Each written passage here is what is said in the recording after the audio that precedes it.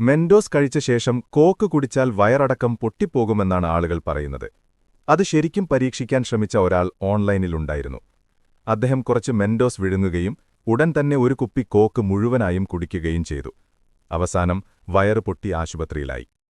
അത് ശരിക്കും സംഭവിക്കാൻ സാധ്യതയുണ്ടോ എന്ന് കണ്ടെത്താൻ സംഘം കുറച്ചു പുതിയ പന്നിയുടെ വയറുകളെടുത്ത് പൂർണ്ണമായും വൃത്തിയാക്കി.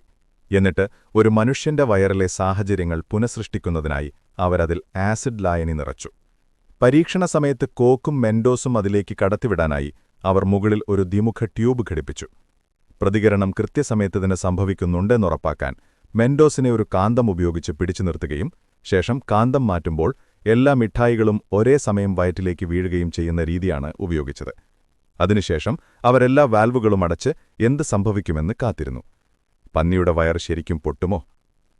ടോറി ഒരു കുപ്പി കോക്ക് നിറയെ ഒഴിച്ച ഉടൻ വയർ അതിവേഗം വീർക്കാൻ തുടങ്ങി. തുടർന്ന് ഗ്രാൻഡ് 7 മെൻഡോസ് കൂടി ചേർത്തു. എന്നാൽ മിനിറ്റുകൾ കടന്നുപോയിട്ടും ഒന്നും സംഭവിച്ചില്ല. ഒരുപക്ഷേ വയറ്റിലെ ആസിഡ് പ്രതികരണത്തിൽ തടസ്സം സൃഷ്ടിക്കുന്നുണ്ടാവാം.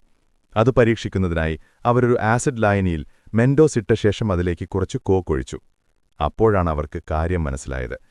കോക്ക് പന്നിയുടെ വയറ്റിലേക്ക് പോകുമ്പോഴേക്കും അതിലെ കാർബൺ ഡയോക്സൈഡ് കൂടുതലും നഷ്ടപ്പെട്ടിരുന്നു. അതിനാൽ മെൻഡോസുമായി ശരിയായി പ്രതികരിക്കാൻ അതിന് കഴിഞ്ഞില്ല.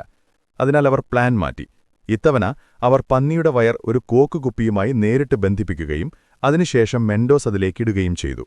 അങ്ങനെ ഒഴിക്കുമ്പോൾ കാർബൺ ഡയോക്സൈഡ് നഷ്ടമാകില്ല. പക്ഷേ ഇതൊടുവിൽ വിജയിക്കുമോ